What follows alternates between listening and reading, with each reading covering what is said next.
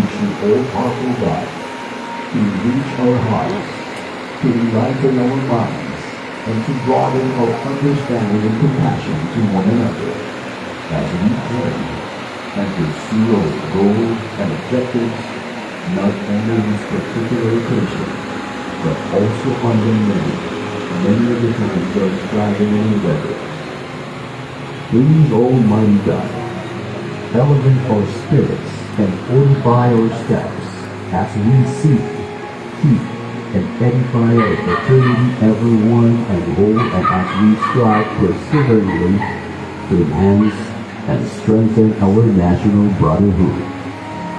All these are divine providence we fervently ask under your supreme guidance and direction. Amen. Susundan po ng ating national anthem. Mga kababayan, ang pambansang awit ng Pilipinas. Ayang magiging pwerlas ng silanganan, hanap ng puso, sa dilig mo'y buhay. Lupang hinilang, tulad ka ng makikinig, sa mandulubin, di ka pasisilig, sa dagat at bundok, sa siwoy at sa langit ng mahal. May nilagang tulad, awis na paglaya minamahal. Ang isa ng watawat ko'y tagumpay na nagdidinig. Ang bituin at parang na kailan pa ngayon nagdidinig. Luma ng araw ng buwan at ating pagsinta, buhay langit sa piling mo. Aming ligaya ng ba't may mga api, ang mamatay ng dahil sa'yo. Ayan, susundan po ng ating Eagles Hymn.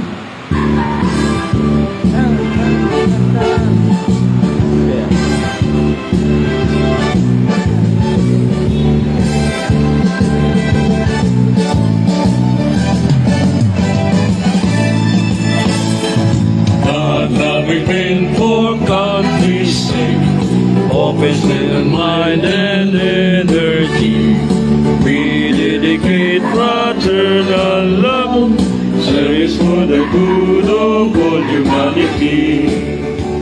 We're eagles, the Philippine Eagles, lasting peace, our noble nation.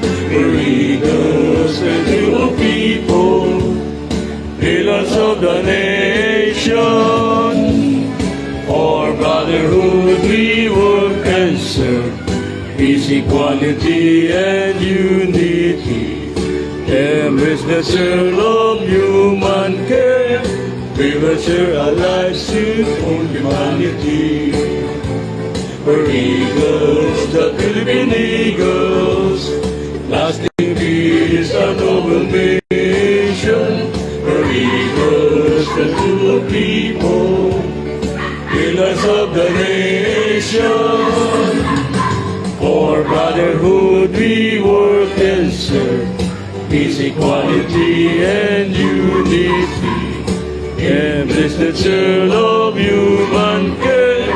We will share our life to give our liberty. Mabuhay ang Agila! Mabuhay! Mabuhay ang Agila! Mabuhay! Mabuhay ang Triskelion! Mabuhay! Ayan. Manatili pong tumayo para po sa ating opening prayer na pangmulahan po ng Kuya Pres Plangi. Ay po ibang sa manalangin ng aming naman. O dangil mapagpala namin Diyos, ang mga makapangyarihan sa lahat. Sa matamis na pangalan ng pinamamalat ng Jesus. Muli na itong bawat isa sa amin. Nagpupulit at papasalamat sa umagang ito, Malapino. Maraming salamat sa pag-iingat mo sa bawat isa, Malapino. Dalangin namin, O Diyos, bigyan mo kami ng pagtatagumpay at pag-asa sa araw na ito sa lahat ng narito, Malapino. Pagpalayo po lubos ang lahat ng narito, Malapino, mula sa mga bata, sa matanda, sa mga magulang, sa aming mga kuya at ate, sa aming gobernador, mga president na narito, O Diyos. Pagpalayo ko nila, ito po aming sabot panalangin sa pangalan ng Jesus. Amen. Ayan, maraming salamat. Pwede din. At Okay. Yan, pwede mo natin po tayong umupo. Habang pinapatugtog po ang Testing Hymn.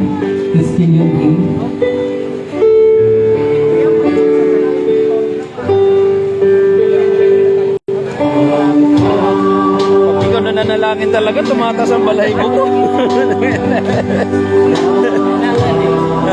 May presensya tayo ng Panginoon. Yeah, si brother dyan. Talaga naman. Mas unahin natin yung sa taas. Yung kalakasan natin, hindi natin magagawa kung wala yung guidance natin. Dati sa taas. Ngayon, yung mga kasama namin, nasa mga bilabuan ngayon, sila matsaplay. Pati dito sa PNP. Sila kaya taga. Sila kuya ko, sila nagpa-press. Pati dito yung pinagpulungan dito sa payatas ni Senator Emilian. Pati sa Puntalban, yung pulungan sa Ayos, kuya. Yeah, pinatugtog po ang ng tricycle yun. Yeah, dahil karamihan po dito sa Marikina ng mga kuya ay mga tricycle yun din.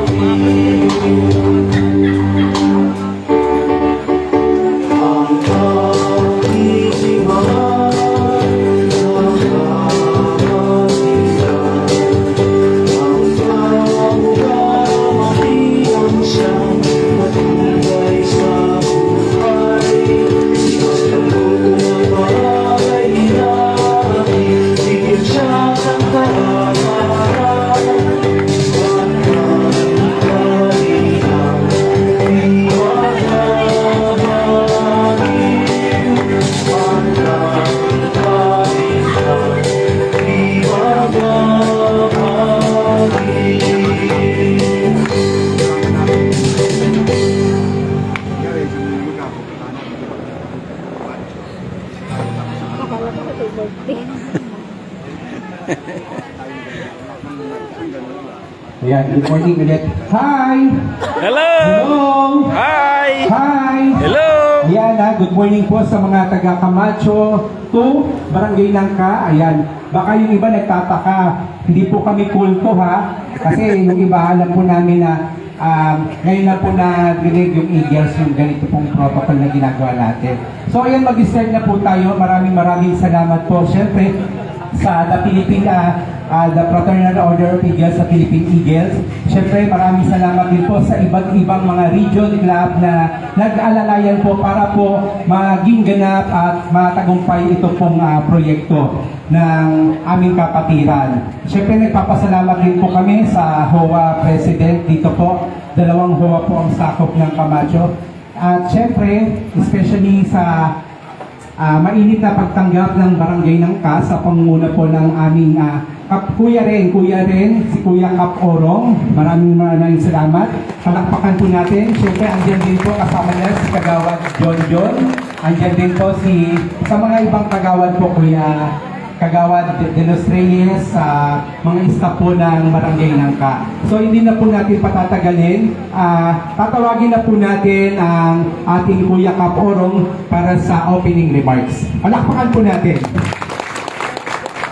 Maraming salamat po, Kuya Jasper. Una po sa lahat, nagpapasalamat po ako sa mga kuya ko at ate sa Eagles. Dahil, alam ko po, malaking bagay po sa aming lugar, sa lalong-lalo po sa mga nasunugan. Kaya, isang karangalan po namin na ang inyong pagtulong. Siyempre, hindi lang po sa aking kuya sa Eagles. Sa Ate akin, Janice, picturean mo nga kami. Para ang sarap pag-picture dito. At siyempre po, sa ating radio sponsor, walang iba, si Kuya Gob Domingo Tihada, Kuya Gob Inye Jose Tayamora, at siyempre po, sa nag-organize po ito dahil lagi po kami nag-uusap sa barangay dahil alam mo po, gusto-gusto ni Kuya Jello na maging successful, maayos ang programang ito. Kaya, mga kababayang mga kabarangay na nga, yung mga sunugan, ay tayo po ay lubos na magpasalamat sa ating mga kuya, ate, sa pagtulong po sa atin. Ako po, kuya, ate, Kuya Gob, ako po lubos na nagpapasalamat sa inyong tulong, suporta dito po sa amin sa barangay Nangka. Ito po ay malaking utang na loob na ginawa niyo po dito po sa Barangay Nangka. Kaya, Kuya Ate, saludo po kami sa Barangay Nangka. Kasama ko nga po pala si Kagawan John Cruz. At si Kuya Randy, kuya din po natin si Eagle, si former Kuya Randy, former Barangay Captain, ngayon Kagawan Randy Galante Rial. Kasama rin po natin sa Eagles. Magandang umaga po sa inyo lahat. Maraming salamat po. Maraming salamat Kuya Cap Orong de las Armas. So tawagin din po natin para po magbigay ng spiritual message si Kuya Pastor Marcelino D. Palakpakan po natin si Kuya Pastor Marcelino D. Muli magandang umaga po. Narito po ang mga kuya at ate na Eagles. At kami po'y nakikiisa sa inyong mga saloobin. Napakahirap po ng masunugan. Kami po ay narito at bilang tumatayong mga katuwang ninyo sa munting tulong po na narito ay maipaabot ang aming pakikiisa sa inyo. Pero ang pinakamaganda po sa lahat ay ang sinasabi ng ating Panginoon. Kami po bilang mga Eagle ay gumaganap bilang makatao, makadiyos, makakalikasan. At isa po sa aming adhikain ay ibahagi ang salita ng Diyos sapagkat ito po ang una sa lahat. Hindi lamang po sa tinapay na bubuhay ang tao, kundi sa mga salita na nagmumula sa bibig ng Diyos. Ang pagkain po pag natanggap, nailabas, wala na. Ang damit pag naisuot na luma, wala na. Pero ang salita ng Diyos, pag natingin sa puso mo, mayroon kang pag-asa. Muling maiitayo ang inyong nawalang mga bagay. Dahil ang Diyos, nakikita po ang ganda ninyo.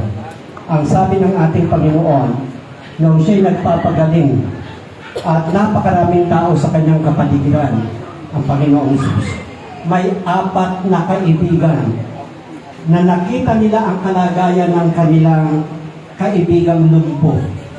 At sa dami ho ng tao sa paligid ng ating Panginoon, wala pong hindi siya makapunta para magpagaling. Ang ginawa ng kanyang mga kaibigan, itong paralitiko na ito ay kanilang binuhat at kanilang tinanggal yung takip ng bubong kung saan naroon ang ating Panginoon, at ito ay kanilang ginamitan ng umot at dahan-dahang ibinaba. At nang makita po ang taong paralitiko ng ating Panginoon, ang sabi sa kanya, tumayo ka, buhatin mo ang iyong higaan. Ganun po ang Panginoon tumutugon. Lahat po dito ay instrument lang ng ating Panginoon. Gaya ng mga kaibigan ng paralitiko, ano yung paralitiko? Wala siyang kakayanan. Pero dahil sa kanyang mga kaibigan, muling nakatayo itong paralitiko na ito at nakatamo ng kagalingan. Dito rin po sa amin, ipinapadama namin sa lahat ng nangangailangan sa abot ho ng makakaya mula po sa aming governor, sa regional, sa mga presidente, sa lahat po ng membro. Ito po ay voluntaryong pagtulong. At salamat sapagkat narito po makikita nyo masaya na ang masayang samahan upang may padama sa inyo ang pagmamahal ng ating Panginoon. Kaya ho ba di po ba maganda na mayroong mga taong tayo mismong mamamayan ay nagmamahala, nag-iibigan sa isa't isa. Sapagkat ito ang ikalawang mahalagang utos. Ibigin mo ang iyong kapwa gaya ng pag-ibig mo sa iyong sarili. At dito po sa mga ganitong pagkakataon, natin maipapadama ang pag-ibig sa isa't isa. Munti man po ang tulong, ito po yung nagiging makabuluhan kapag naramdaman nyo ang pagmamahal ng iyong kapwa. Nawa po sa umagang ito pong munting tulong na ito ay maging kasangkapan upang kayo ay mabuhayan ng pag-asa at umasa po tayo sa Panginoon. Muli po kayong ibabangon ng Diyos. Ano man po ang nawala sa inyo, kaya pong ibalik ng Panginoon. Amen! Palakpakan natin ang Panginoon. Maraming salamat po. God bless. Maraming salamat Kuya Pastor Marcelino Tim. Sana